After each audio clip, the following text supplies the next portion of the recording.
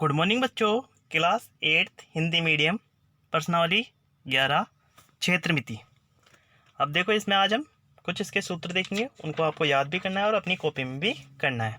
तो देखो पहला सूत्र है त्रिभुज का क्षेत्रफल। त्रिभुज का क्षेत्रफल बराबर होता है 1/2 गुणा आधार गुणा ऊंचाई।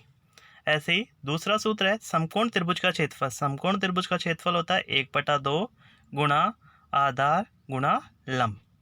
तीसरा सूत्र है समलंब चतुर्भुज का क्षेत्रफल। समलंब चतुर्भुज का क्षेत्रफल बराबर होता है 1/2 गुणा समांतर भुजाओं का योग गुणा ऊंचाई। 4 नंबर का सूत्र है समचतुर्भुज का क्षेत्रफल। अब देखो समचतुर्भुज होता है ऐसा चतुर्भुज जिसके आमने सामने की भुजाएं समान हो लेकिन कोई भी कोण 90 डिग्री का ना हो। तो समचतुर्भुज का क्षेत्रफल होता है बराबर में 1/2 गुणा विकर्णों का गुणनफल। पांचवा सूत्र है घनाभ का पृष्ठीय क्षेत्रफल। अब देखो घनाभ क्या होता है, आपने माचिस की डिब्बी देखी है? माचिस की डिब्बी देखी है तो माचिस की डिब्बी में कितने फलक होते हैं? 2 तो फलक होते हैं ऊपर नीचे के, 2 फलक साइड के और 2 फलक आगे पीछे के। मतलब कितने फलक होते हैं माचिस की डिब्बी में? 6 फलक होते हैं। तो माचिस की डिब्बी का आकार होता है घनाभ के जैसा। अब देखो घनाभ का पृष्ठीय क्षेत्रफल निकालते हैं तो घनाभ के पृष्ठीय क्षेत्रफल का सूत्र होता है 2 bracket LB plus BH plus HL, जहाँ L बराबर लंबाई, B बराबर चौड़ाई, H बराबर ऊंचाई है। तो देखो 6 फलक होते हैं, अगर एक फलक का क्षेत्रफल निकालेंगे तो लंबाई गुणा चौड़ाई हो गया, उसके सामने वाले का भी लंबाई गुणा चौड़ाई हो गया, तो 2 लंबाई गुणा चौड़ाई हो गया ना। ऐसे ही 2 ही चौड़ाई गुणा ऊंचाई और 2 ही ऊंचाई गुणा लंबाई, तो 6 फलक हो गए। इसलिए इसका सूत्र ये हो गया 2 bracket LB plus BH plus HL। फिर देखो सूत्र नंबर 6 घनाभ का आयतन। अब घनाभ का आयतन क्या होता है? लंबाई गुणा चौड़ाई गुणा ऊंचाई, तो इसको लिखते हैं L गुणा B गुणा H।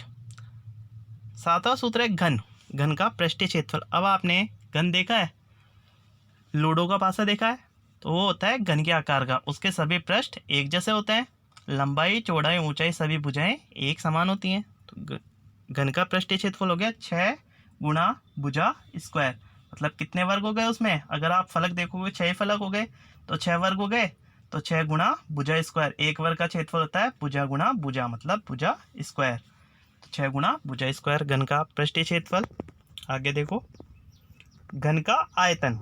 अब घन का आयतन क्या हो गया? घन में सभी भुजाएं समान है, जैसे घनाभ में तो तीनों भुजाएं अलग अलग थी, तो घनाभ का आयतन था आपके पास लंबाई गुणा चौड़ाई गुणा ऊंचाई, लेकिन इसमें तीनों भुजाएं समान है, इसलिए क्या हो गया?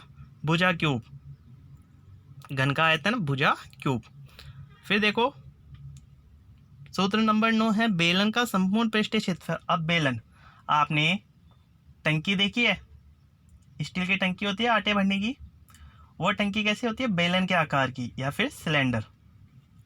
तो देखो बेलन का संपूर्ण पृष्ठीय क्षेत्रफल, बेलन का संपूर्ण पृष्ठीय क्षेत्रफल 2πr bracket H plus R, 2πr bracket H plus R। अब देखो टंकी में ऊपर और नीचे 2 वृत्त बने होते हैं, 2 गोले, तो एक वृत्त का क्षेत्रफल क्या होता है? πr स्क्वायर, इसलिए 2 वृत्त का क्षेत्रफल हो गया 2πr स्क्वायर, तो 2πr स्क्वायर, और वक्र पृष्ठ का क्षेत्रफल हो गया बेलन का 2πrh। तो दोनों को जोड़ेंगे संपूर्ण पृष्ठीय क्षेत्रफल में, तो संपूर्ण पृष्ठीय क्षेत्रफल हो गया 2πr bracket H plus R। सूत्र नंबर 10 है बेलन का वक्र पृष्ठीय क्षेत्रफल। बेलन का वक्र पृष्ठीय क्षेत्रफल बराबर होता है 2πrh, केवल भार का क्षेत्रफल। फिर देखो सूत्र नंबर 10, सूत्र नंबर 10 हो गया। सूत्र नंबर 11 बेलन का आयतन। बेलन का आयतन बराबर होता है πr square H, πr square H। ऐसे ही सूत्र नंबर 12 वृत्त की परिधि। वृत्त की परिधि होती है बराबर में 2πr, मतलब वृत्त के चारों ओर घूमने पे जितनी दूरी तय होगी वो होगी वृत्त की परिधि। वृत्त की परिधि 2πr। वृत्त का क्षेत्रफल। वृत्त का क्षेत्रफल बराबर होता है πr स्क्वायर। सूत्र नंबर 14 1 लीटर बराबर होता है 1000 घन सेंटीमीटर। सूत्र नंबर 15 आयत। आयत का परिमाप। आयत का परिमाप 2 ब्रैकेट लंबाई प्लस चौड़ाई ऐसे ही सूत्र नंबर 16 है वर्ग का परिमाप। वर्ग का परिमाप होता है 4 गुना भुजा। वर्ग का परिमाप 4 गुना भुजा। तो ठीक है बच्चों, आपको ये सूत्रों को याद भी करना है और इनको अपनी फेयर कॉपी में भी करना है। ये सूत्र हमारे प्रश्नावली 11 में काम आएंगे।